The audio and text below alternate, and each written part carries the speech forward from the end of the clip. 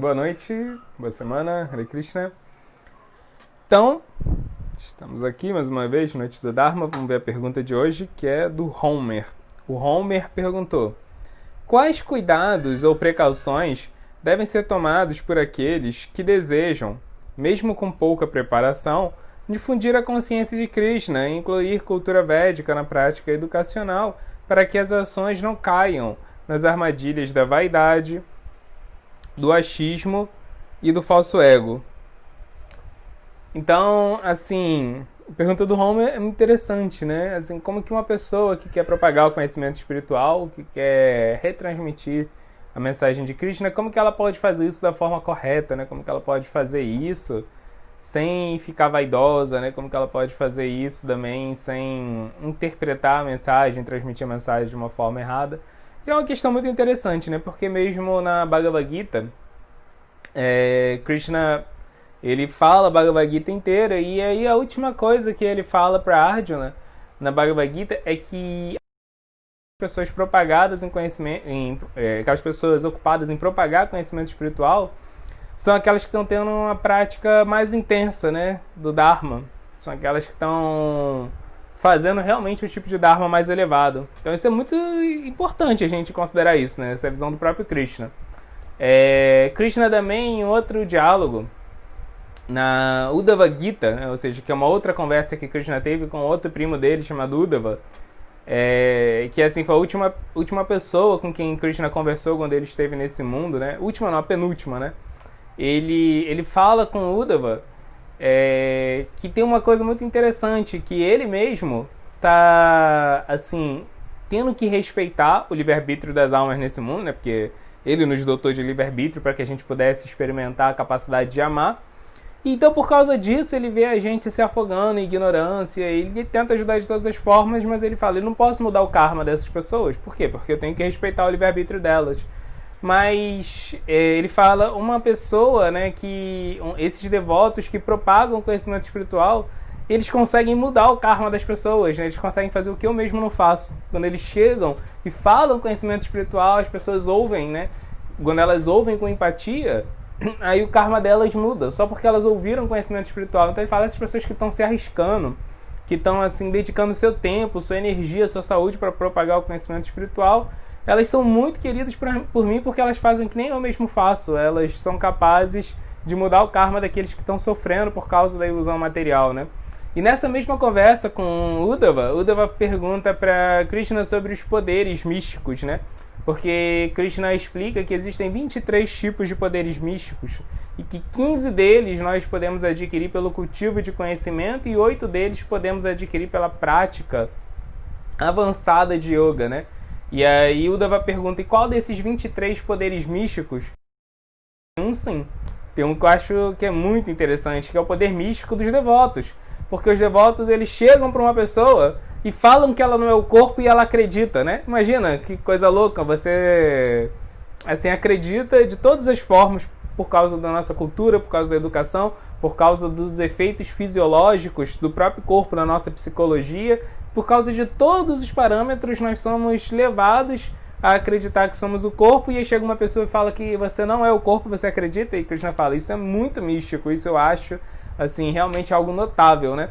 Então Krishna elogia muito quem propaga o conhecimento espiritual. Então realmente a chance de uma pessoa que está ocupada em desempenhar esse papel, a chance dela ficar vaidosa é muito grande, né? O próprio Krishna fala que é a pessoa mais respeitada e querida, né, e protegida por ele mesmo, e ele exalta isso como sendo o Dharma principal. Então, como a gente faz para não ficar vaidoso? E mais do que isso, não faz isso de forma errada, né? Então a pergunta do Homer é muito pertinente, né? Então, assim, tem 4 pontos, assim, que eu acho interessante a gente destacar. Primeiro, que Krishna fala tudo isso mesmo a respeito de quem está propagando conhecimento espiritual. Mas depois, quando Krishna encarna como o avatar mais misericordioso dele, que é Chaitanya, o último avatar de Krishna, que é o avatar mais compassivo de Krishna, mais bondoso, Krishna, ele vem e fica fazendo suas atividades predominantemente no norte da Índia. E aí tem um determinado momento que ele vai peregrinar para o sul da Índia, e nesse momento, quando ele está peregrinando no sul da Índia, ele conhece um rapaz chamado Kurma, Brahmana Kurma. E ele, quando ele estava no norte da Índia, que ele falava os ensinamentos dele a respeito da gente amar a Deus em intimidade, da gente cantar os nomes de Deus, isso era extremamente popular. Tinha muitas pessoas que estavam aderindo ao cantar de Hare Krishna, aderindo à filosofia que ele estava ensinando no norte da Índia. Mas quando ele faz a mesma coisa no sul da Índia, aí esse rapaz, Kurma, ele fica muito interessado, mas não tem tanta gente assim que adere a essa filosofia que Chaitanya estava ensinando, né? Então, quando dá a hora de Chaitanya voltar para o norte da Índia, Kurma fala, eu também quero ir junto. Eu vou voltar com você, Chaitanya, porque tá todo mundo indo lá, né? Todo mundo que tá empenhado nesse processo espiritual que você está ensinando, tá todo mundo lá. Eu quero ficar com a galera, eu quero ficar em Sadhu Sangha. E aí Chaitanya fala, não, exatamente porque aqui tem menos gente ouvindo esse conhecimento, você tem que ficar aqui e ser o guru dessas pessoas, você tem que ficar aqui no sul da Índia e propagar esse conhecimento, porque você já viu que ele é útil, você já está praticando, você está convencido de que esse conhecimento é correto, então você fica aqui e vira um guru para essas pessoas. E pela minha instrução, todos que estão praticando esse conhecimento, que todas essas pessoas, né, que se consideram meus discípulos, que estão sendo beneficiados pela prática espiritual que eu estou ensinando, que todas elas também sejam gurus. Então Chaitanya, ele fala algo muito interessante. Ele fala que todo mundo que está praticando, todo mundo que está sendo beneficiado, todo mundo que está aprendendo, essa pessoa ela também tem que propagar o conhecimento espiritual dentro da sua capacidade, né, dentro daquilo que ela já conseguiu aprender de fato, mas todos têm que propagar o conhecimento espiritual.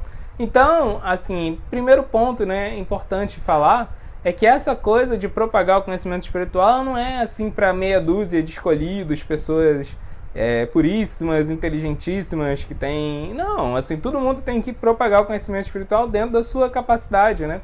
Isso é extremamente importante, porque isso é até uma demonstração de gratidão por Deus, né?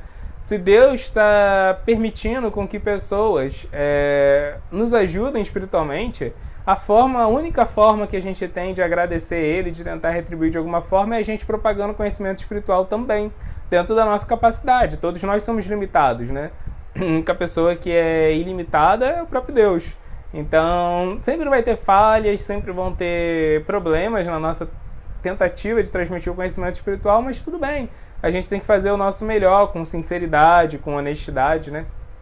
Então, esse ponto é importante a gente ter em mente, né? Que isso não é para meia dúzia, isso não é uma tarefa assim para meia dúzia de missionário. Não, assim, claro, vão ter pessoas que vão dedicar a vida só para isso, e isso é incrível. Mas a maior parte de nós não vai poder fazer isso, né? Nós não somos, não temos, né, essa vida de monges full time. Então, o que a gente pode fazer? Mas aí dentro da nossa capacidade a gente ajuda, a gente tenta propagar esse conhecimento espiritual. Então, assim, um primeiro ponto muito importante, legal. Espero que vocês tenham refletido sobre esse ponto e se ficaram convencidos, melhor ainda, né, de que todo mundo tem que ajudar nisso. Mas como fazer isso? Primeira coisa, a gente tem que, para poder transmitir o conhecimento, a gente tem que estar recebendo o conhecimento da fonte correta.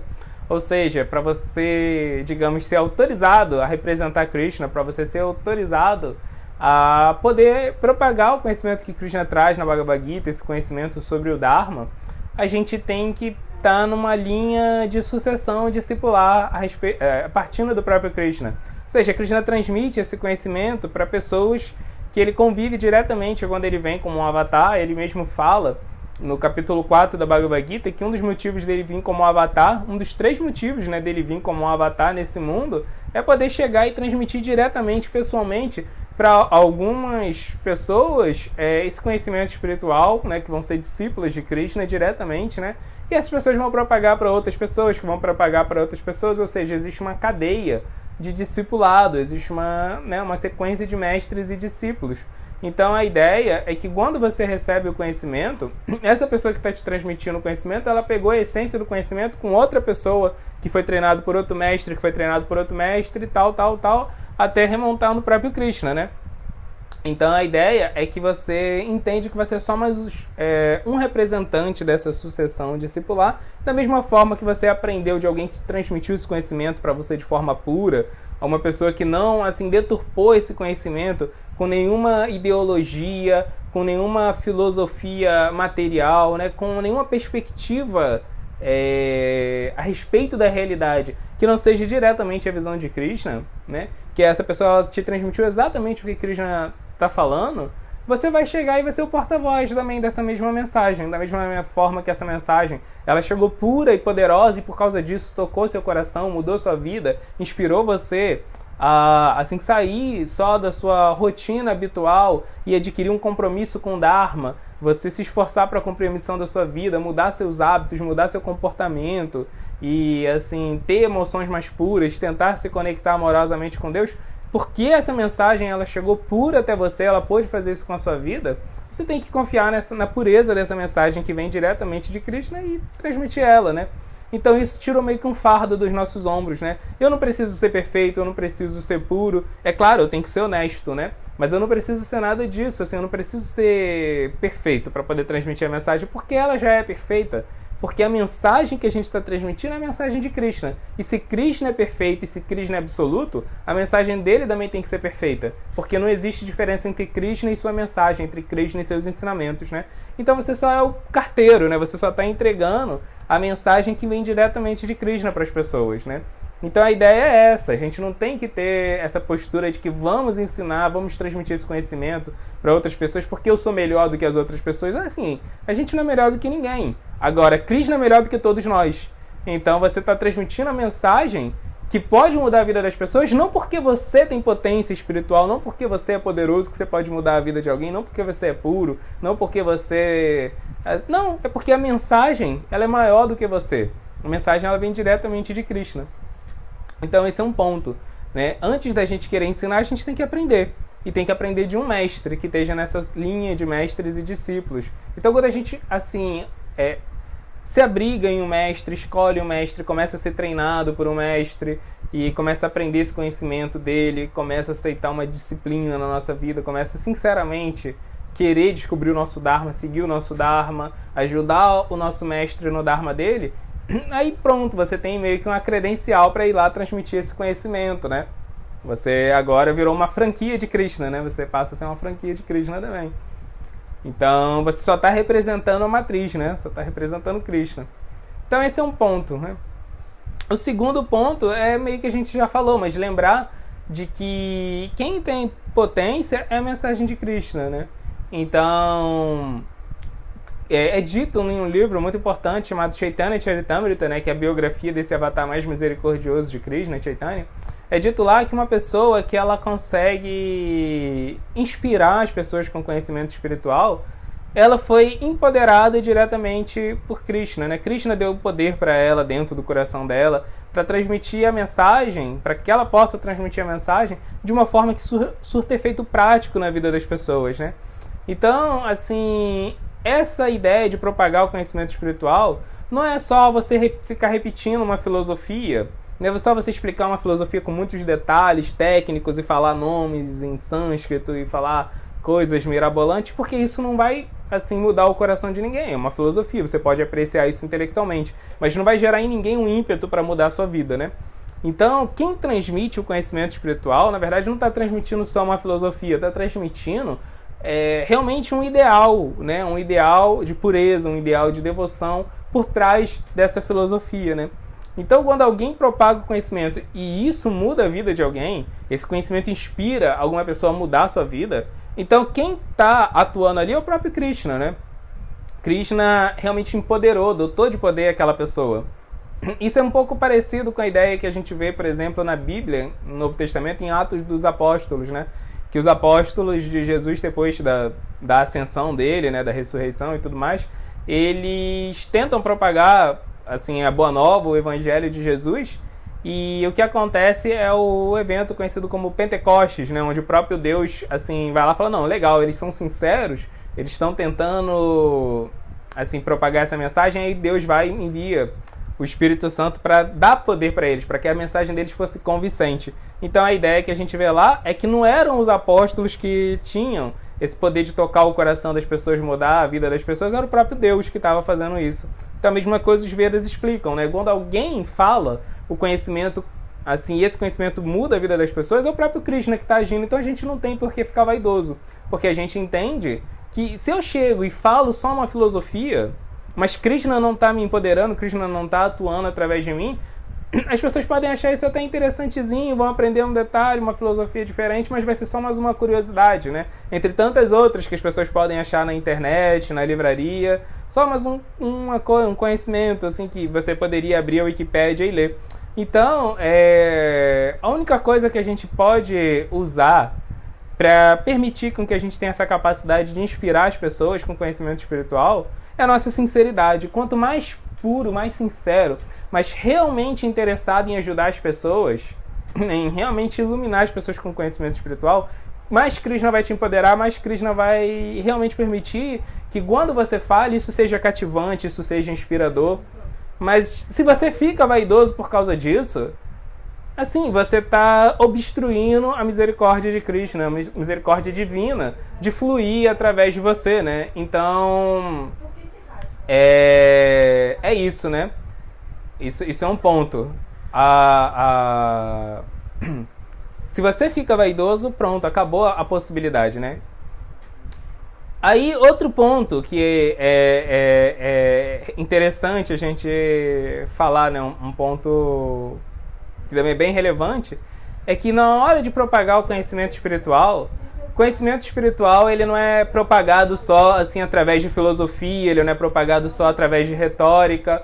O conhecimento espiritual ele pode ser propagado por qualquer pessoa a partir das suas próprias capacidades, né? Que a pessoa ela tem que saber palavras em sânscrito, né? Que ela tem que saber uma filosofia em detalhes técnicos para ela conseguir propagar o conhecimento espiritual. Cada um pode propagar a partir do seu próprio nível, né? Então, isso é muito interessante, falando alguns exemplos assim históricos, né? Assim, de como cada pessoa pode usar a sua própria habilidade. A pessoa não tem que ser um filósofo, um teólogo para propagar o conhecimento espiritual, né? Alguns exemplos. Por exemplo, na Índia, falando desse avatar, né, Chaitanya. Chaitanya ele teve um grupo de discípulos chamado Goswamis, que eles eram grandes escritores, grandes filósofos, eles foram os principais escolhidos por Chaitanya para propagar a mensagem dele.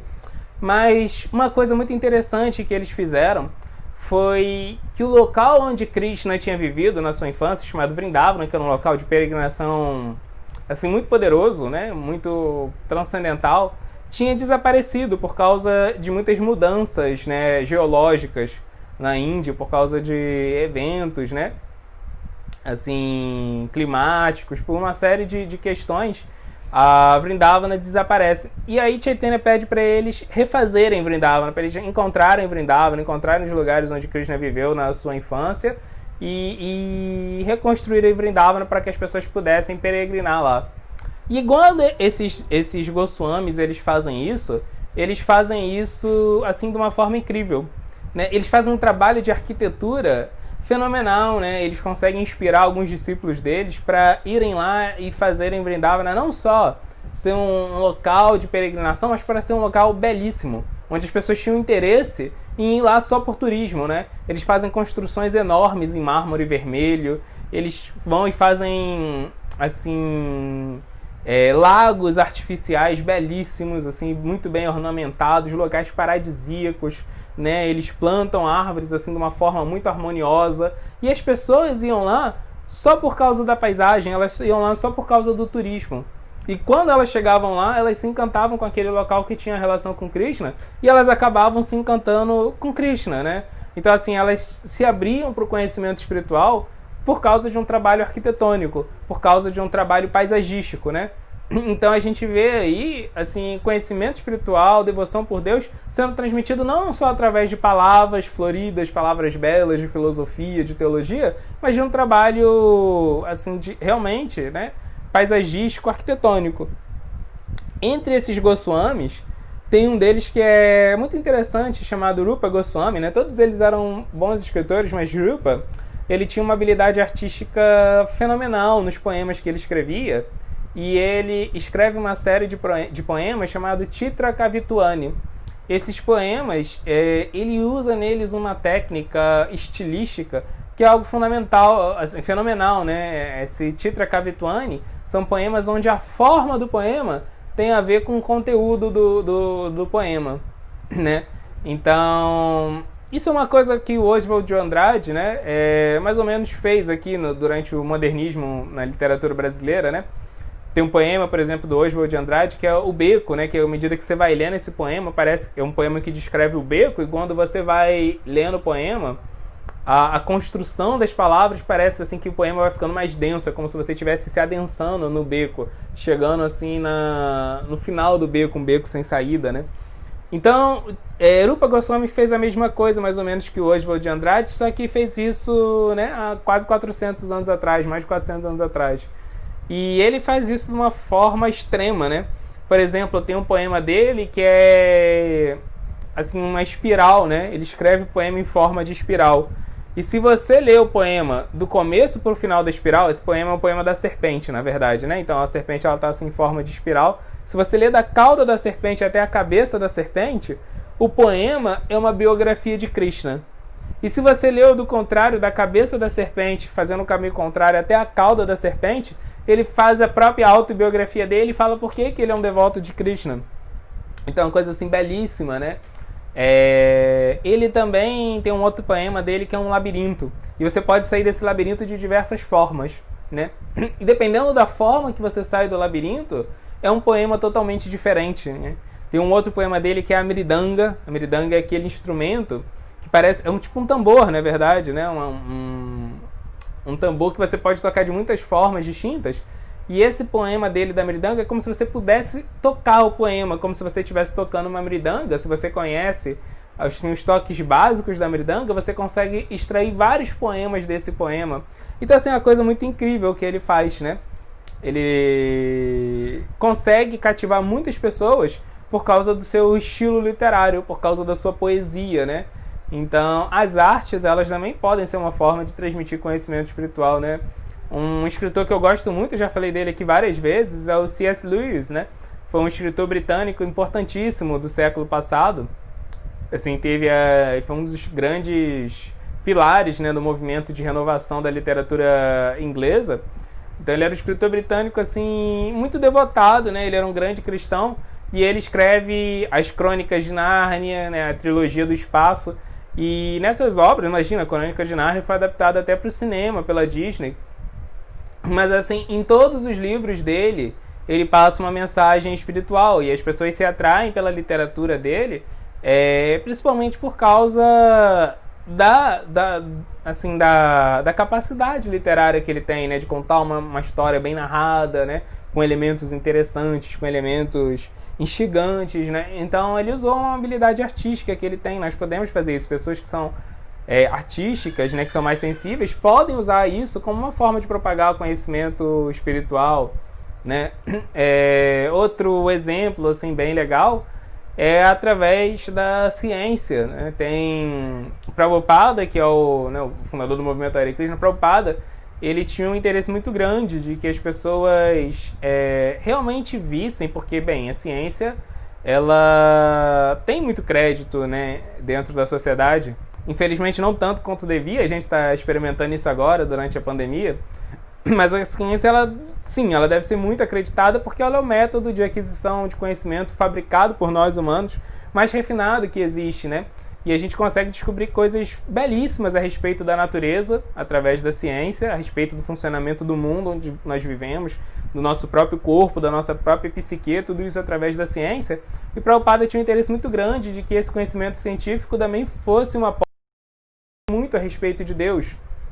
Então a ciência, ela pode sim ser uma ferramenta muito interessante para a gente inspirar alguém a seguir o caminho do Dharma, para inspirar alguém a realmente buscar a sua relação com Deus. E Prabhupada, ele criou o Bhaktivedanta Institute, que é um instituto de cientistas que fazem isso, que eles tentam entender assim, realmente como Deus influencia a realidade desse mundo, como Deus cria esse mundo, mas através de uma visão científica. E é um trabalho muito interessante que eles fazem, esse instituto faz. Eles estão entrando numa nova fase, né?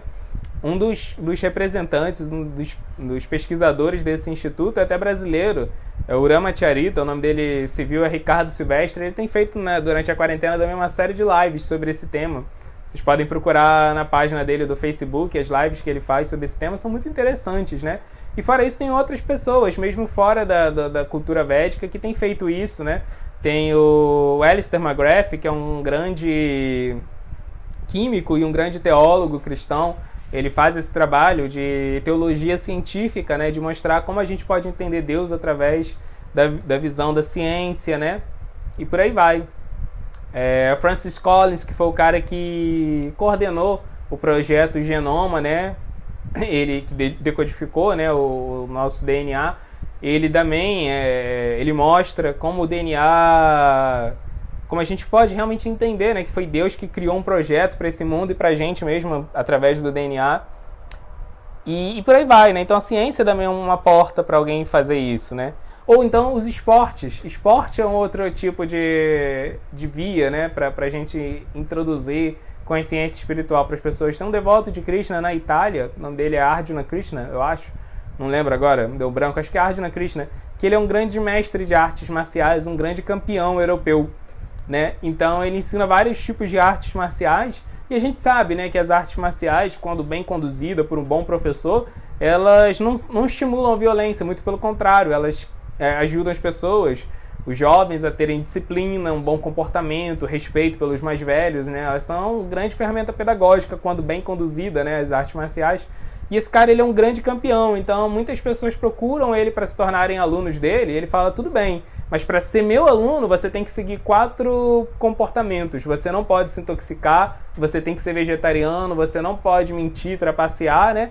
E você não pode ser promíscuo sexualmente.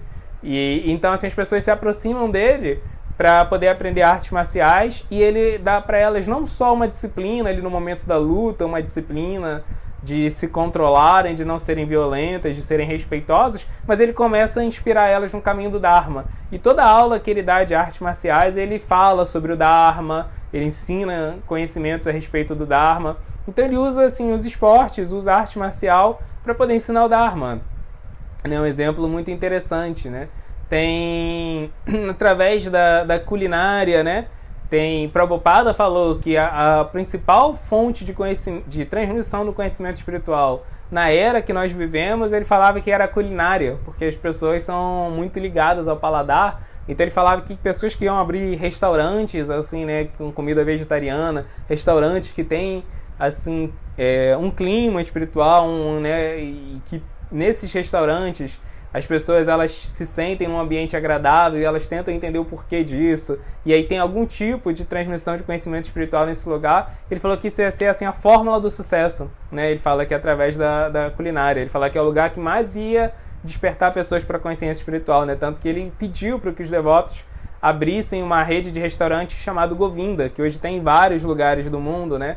Então aí a gente vê pessoas assim que se atraem a partir da culinária. Eu mesmo, né, morei com alguns amigos num centro cultural que nós tínhamos no centro do Rio, que ficava, né, em cima de um centro cultural, quer dizer, que ficava em cima de um restaurante, o Ved Govinda, que funciona até hoje, né, no centro do Rio, perto da Cinelândia. E era incrível, assim, centenas de pessoas por dia chegavam lá e muitas delas depois ficavam para ouvir aula da Bhagavad Gita, para poder aprender a meditar com mantras, né? Então, assim, pessoas podem transmitir conhecimento espiritual através de habilidades culinárias, né? Ou então através de serviço social. Por exemplo, o Prabhupada, ele também era muito preocupado com as pessoas que passavam fome, né? Uma vez ele viu um menino de rua brigando com um cachorro para poder ver quem ficava com a comida que estava no lixo.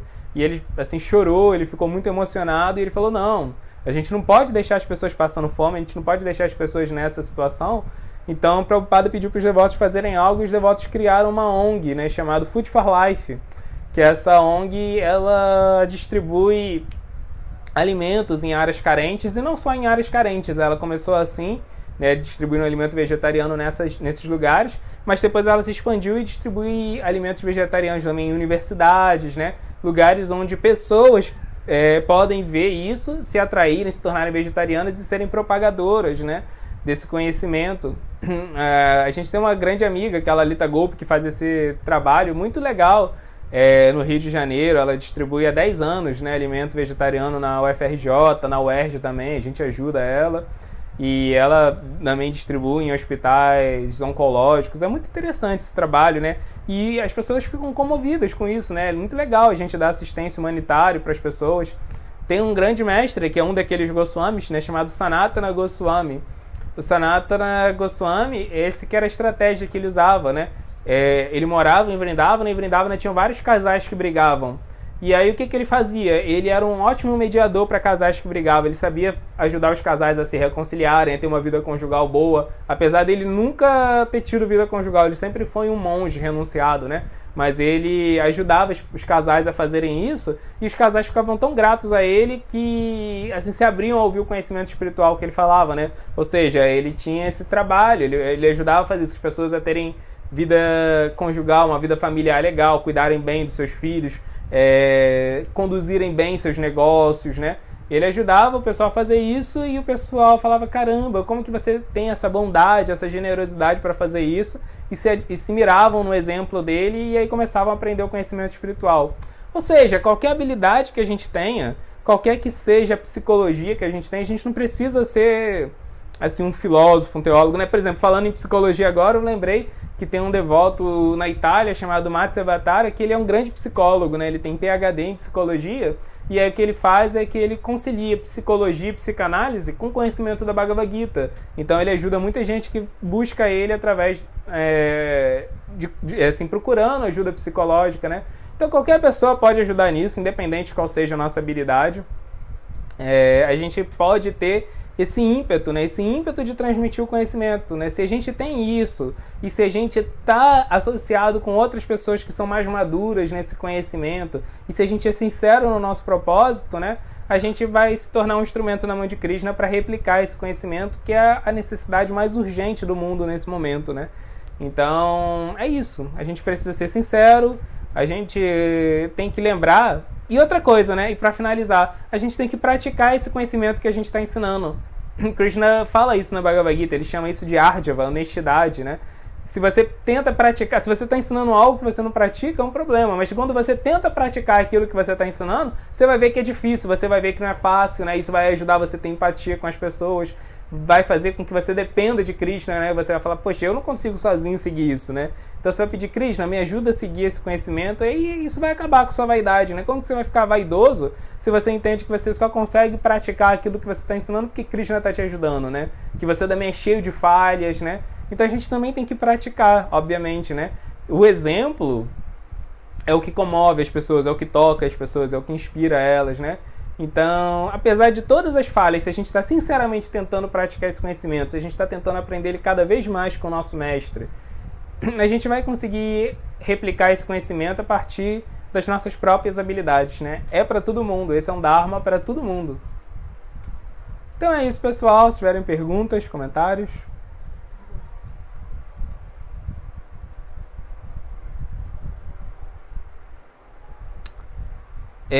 Então, Mahatma Vidura perguntou: não há dúvida que o conhecimento espiritual precisa ser passado de forma adequada, mas o exemplo de ética, respeito, etc., também não é uma forma de passar a consciência de Krishna? Com certeza, né? A gente precisa ter pureza, pureza que é a força, né? Pureza que é aquilo que dá ímpeto para a gente transmitir o conhecimento. No Chaitanya Charitamrita fala que tem 3 tipos de sadhus, né? 3 tipos de pessoas que estão praticando a vida espiritual. Vai falar que tem aquelas que... Assim, tem um tipo de pessoa que é aquela que nem se comporta bem e nem está tentando transmitir o conhecimento. Então essa aí nem conta, né? Porque os caras nem se comportam bem, nem está tentando propagar o conhecimento, como que a gente vai considerar ela, né? Mas então essa aí, ela é um semi-praticante, né? Ela pode estar interessada pelo conhecimento, interessada pela prática, mas assim, esse aí nem entra ali no ranking, né? Mas aí fala que tem um sadhu de terceira classe. Qual é o sadhu de terceira classe? É aquela pessoa que propaga o conhecimento, mas não pratica. Então ela é de terceira classe. Aí fala que tem o de segunda classe. Qual é o de segunda classe? É aquele que pratica, mas não propaga. Então assim, fala que ele é melhor. Ele é melhor do que o de terceira. Porque o outro está propagando, mas não está praticando, né? Esse aí não. Esse ele não está propagando, mas pelo menos ele está ele mesmo praticando. Então existe honestidade nele. Mas o de primeira classe não. O de primeira classe é aquele que propaga e aquele que vive o conhecimento. Então ele faz as duas coisas, né? ele vive o conhecimento, mas ele também propaga. Porque... E aí quando ele propaga é isso, ele é um exemplo, né, de ética, de virtude, ele é o exemplo daquilo que ele está ensinando, é o acharya. O acharya, a palavra acharya significa isso, aquele que se comporta, né? Aquele que se comporta bem, aquele que se comporta de acordo com aquilo que ele está falando. Então realmente é um problema você falar uma coisa e você não tentar seguir isso que você está falando. Isso é moralismo, né? E isso é o grande problema das religiões contemporâneas, né? Grande hipocrisia. As pessoas falam uma coisa que elas mesmas não seguem. Então esse sentimento de hipocrisia que contaminou todo o ambiente espiritual, religioso, a gente tem que propagar. E assim, não tem problema você ter defeitos, desde que você assuma os defeitos. O problema é que as pessoas, depois de um tempo, elas começam a achar que elas começam a acreditar que elas realmente não têm defeitos. Aí quando elas fazem isso, isso vira um problema realmente para ela. E aí, se essa pessoa hipócrita começa a propagar o conhecimento, aí isso às vezes acaba atrapalhando mais do que ajudar. Então é isso mesmo, Mahatma, esse é o ponto. Você tem que se comportar bem. Mas por outro lado, se você só pratica o conhecimento e também não tenta propagar, isso tem um problema também. Porque quando você vai propagar o conhecimento, você tem que se relacionar necessariamente com outras pessoas, né? E se relacionar com outras pessoas significa que você está abrindo mão de uma coisa muito importante, que é o desejo de controlar. Quando a gente vai propagar o conhecimento, você não controla como as outras pessoas vão ouvir, o que as outras pessoas vão pensar, você não controla as condições onde você vai propagar o conhecimento.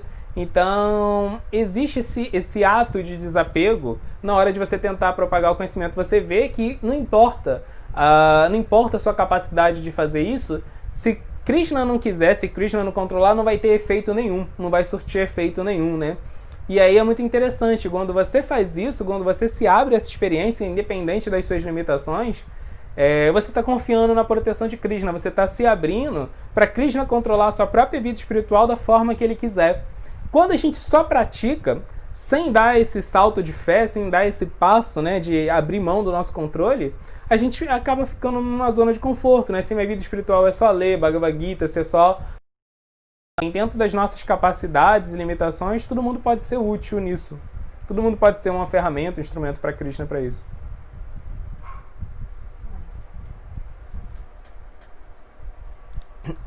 Tem 3 perguntas aqui do Luiz. Luiz Lerner perguntou. Obrigado, Luiz, pelas perguntas, são bem legais aqui, já vi. Primeiro, existem budistas que acreditam que Buda tenha sido uma encarnação de Krishna. Isso seria possível? Totalmente. O Srimad Bhagavatam, que é o livro que fala sobre os avatares, as encarnações de Krishna, fala que Buda é uma encarnação de Krishna, né? E o Srimad Bhagavatam foi escrito bem antes de Buda nascer. Então é uma predição, né? É uma previsão, uma profecia mesmo do aparecimento de Buda. Então fala o lugar que ele ia nascer, a missão que ele concretas, né? Não só acreditar em dogmas, mas a gente ter experiências reais. Agora deixa eu ver as outras 2 perguntas aqui que você fez.